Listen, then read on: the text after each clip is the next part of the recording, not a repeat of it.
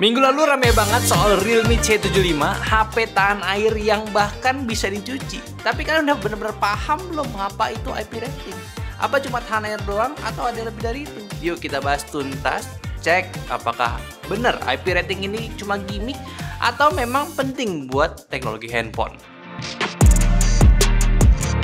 Oke, jadi ceritanya minggu lalu tuh ramai banget ya soal Realme C75, HP tahan air yang katanya bisa dicuci. Tapi di video ini kita nggak cuma bahas Realme C75-nya aja, melainkan semua handphone yang udah punya IP rating. Jadi handphone kalian kalau misalkan ada label ini ya video ini wajib banget buat lo tonton. Nah, si Realme C75 ini ya promosinya itu sebelum launch ya, itu menurut gua movementnya cukup menarik. HP yang bisa dicuci, HP yang lu bisa unbox dalam air, bahkan lu semprot pakai air bertekanan pun handphone ini bakal tetap hidup. Yang artinya lu akan mendapatkan sebuah handphone yang memang ketahanan di kondisi ekstrim itu bakalan aman. Kita pun juga buat konten ini ya meramaikan hype yang ada, tapi perlu dikurasi biar nggak overclaim aja. Yang ada ketika lu beli handphone ini ternyata karena lu doang pas lagi ngomong ya handphonenya konslet kan.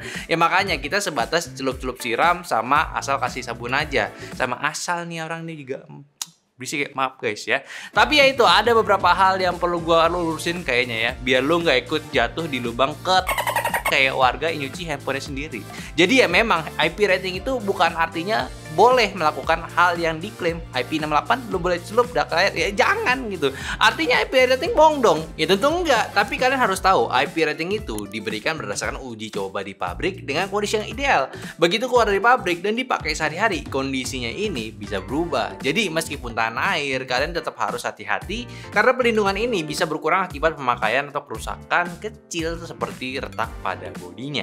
Tetap tahan air dan debu, tapi ya kalau lu pakai handphone tiap hari tuh ya handphone lu jatuh, masa iya IP rating bakalan awet? Ya enggak dong. Makanya ada IP rating ya buat jaminan pengguna handphonenya. Kalau kenapa-napa ya itu aman dan lu tetap harus jaga handphone lu jangan sampai kenapa-napa juga. Faktanya juga IP rating itu sebenarnya lebih ke bentuk jaminan dari produsen. Kalau produknya mereka punya ketahanan tertentu. Tapi bukan berarti kalian boleh bebas mengujinya di situasi yang ekstrim karena tujuan IP rating lebih pencegahan bukan untuk dicoba sehari-hari ya.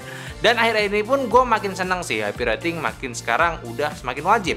Dan sebelum handphone ini ada, ranah flagship tuh ya udah di-upgrade lah, udah pada punya IP69 juga. Yang artinya para brand handphone itu semakin baik ya mau kasih nilai lebih di handphone barunya. Ya sama sih, di handphone Realme ini juga baik banget. Di harga 2 jutaan dapat IP66, 68, 69 rating gitu. Yang makin bagus kualitas ketahanannya. Tapi lu tahu nggak sih arti dari angka-angkanya? IP54, IP65, IP68, 69. Ya jangan asal tahu semakin gede angkanya itu ya semakin kuat aja. Cuma yang pasti ya subscriber kita bakal semakin gede kalau lo pencet tombol subscribe ya. Yang belum jangan lupa pencet. Ya memang nggak salah ya, tapi agak keliru aja dan jadinya bisa diartiin ke yang salah. Apalagi kalau kata video Raymond Chin kemarin belum lama ya, orang Indo tuh minim literasi. Yang nggak paham maksudnya dan konteksnya diartiin ya masing-masing aja. Nah jadi biar gampang IP rating itu punya dua angka penting. Angka pertama itu untuk ketahanan terhadap benda padat seperti debu ya. Dan angka yang keduanya itu untuk ketahanan terhadap cairan seperti air. Contohnya di IP68 angka 6 berarti tahan terhadap debu sepenuhnya dan angka 8 berarti bisa bertahan di air dengan kedalaman tertentu. Jadi semakin tinggi angkanya semakin bagus proteksinya. Nah untuk angka yang pertama levelnya itu ada 1 sampai 6. Itu bedanya apa nih? Nah simpelnya 1 sampai 4 ketahanan itu dari ukuran benda sebesar 50 mm sampai ke 1 mm. Jelas ini ngomongin debu atau pasir sejenisnya lah ya. Dan masuk ke tingkat 5 udah sama nih kayak 4, namun jika kemasukan pun nggak akan mengganggu kinerja komponen dalamnya dan tetap bisa berjalan dengan normal. Habis itu naik lagi ke level 6 itu udah solid ditutup bahkan sudah vacuum seal jadi nggak ada celah debu bisa masuk dalam suatu produk ya contohnya handphone ini. Jadi level 6 itu ya tertinggi lah untuk benda asing berbentuk padat ya di IP rating. Nah nomor IP rating yang kedua itu artinya untuk cairan. Ya umumnya kalau dites pakai air lah. Tingkatan itu sekarang dari 1 sampai 9. Beda sama yang benda padat ya. Dan maksud tiap levelnya itu cukup kompleks sih. Cuma kalau gue simpelin lagi ya selagi lu lihat di layar yang ada di samping untuk detailnya, level 1 sampai 3 itu ketahanan tetesan air yang ngalir pada suatu produk. Ya ciprat tipis lah ya dan itu pun harus dikeringin langsung juga. biar lebih aman. Terus naik level 4 sampai 6 itu ketahanannya buat cipratan air yang lebih kenceng gitu ya. Air yang nuju langsung ke produknya kayak ketumpahan air, keguyur hujan, ya kena air yang langsung nembak langsung ke handphone lah intinya. Tapi nggak bertekanan tinggi ya. Dan itu pun langsung naik lagi levelnya ke level 7 sampai 8, itu udah mulai bisa dicelup handphonenya. Tentunya tingkat kedalamannya dan waktu celupnya pun berbeda, dan langsung naik yang terakhir ke level 9. Tertingginya gitu ya, yang bisa kena semprot air ke tangan tinggi, temperatur tinggi juga, ya yang paling ekstrim lah. Belum ada lagi lebih dari itu, dan kalaupun ada ya buat apa juga. Lu nggak mungkin kan main handphone di Palung Mariana kan, nggak mungkin. Terus gimana kalau IP-nya itu bukan angka tapi X, yaitu sih artinya nggak ada terproteksi apa-apa, udah gitu doang. Udah paham belum? Coba komen kalau penjelasan gua masih belum jelas atau masih salah kasih tahu, ya kasih tahu aja yang jelasnya di bawah. Oke. Cuma ada beberapa hal yang mesti dilurusin dari konten kemarin. Nggak salah, cuma perlu dilurusin aja. Karena ya balik lagi, bisa jadi orang salah tangkap dan ngikutin. Orang cuma dibilang HP tanah air ya, tapi jadinya sengaja dites gitu. Padahal ya, jangan gitu. Nah, jadi beberapa hal yang perlu gue jelasin lagi ya, setahu gue aja nih ya. Nih, dan gue dibantu sama ChatGPT buat ngejawabnya. Ya, gue males cari source-nya. Ya common sense lah gitu ya, nggak usah apa-apa harus ada bukti gitu. Jadi ya, IP rating itu untuk liquid ini dites itu ya pakai air biasa, bukan pakai cairan yang aneh-aneh. Ya lu lihat aja ini, apakah ini pakai teh pucuk ya? Tidak. Apakah pakai kopi tuku? Tidak juga ya. Ya harusnya air putih biasa. Lagi pula gimana juga sih ya, kalau handphonenya kehujanan kan ya hujannya air, bukan yang lain gitu. Ya makanya nggak rekomen dicoba ke selain air biasa. Orang yang dites aja pakai air biasa gitu, dan jelas juga kan beberapa handphone yang punya IP rating aja bisa kena masalah kalau kena air laut. Padahal sama-sama air juga kan, bukan cairan bahaya. Jadi kok bisa? Nah jawabannya, masalahnya itu bukan dari airnya, tapi kandungan lain yang ada di air laut, yaitu si garamnya. Nah kok bisa lagi nih ya? Ya ini sih yang lagi-lagi perlu diingetin ya, IP rating itu beneran ada, tapi kalau kondisi handphonenya udah nggak sewangi pas keluar dari pabrik ya udah beda cerita lagi kondisi lo.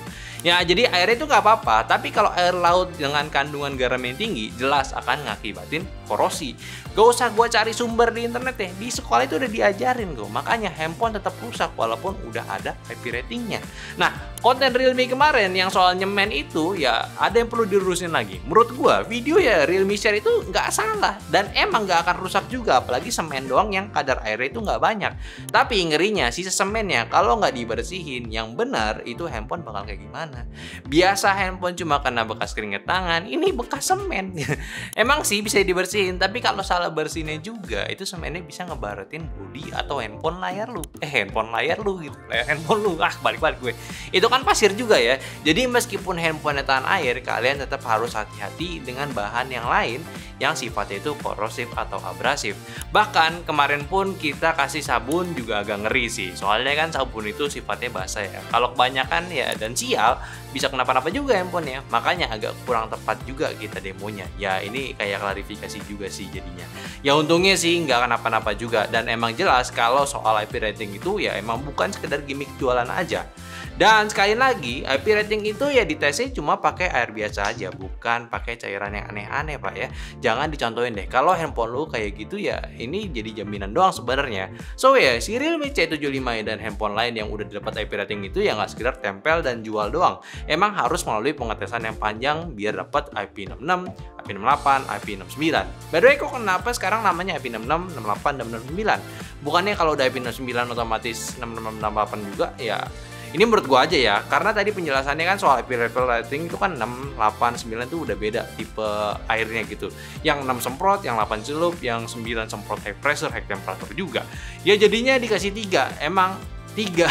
Ya emang ya 3 kali proses pengetesannya, makanya dikasih 3 IP rating yang berbeda. Dan bagus juga sih nge-state kalau handphonenya itu bisa di 3 kondisi ekstrim. Sama kayak handphone flagship lainnya, sama yang udah paling jelas juga ya cocok bagus buat jualan lah. Jadi ya ini udah bagus lah fiturnya. Tapi apakah dengan label IP rating ini akan digaransi kalau memang nyatanya pas kena air handphone tetap error?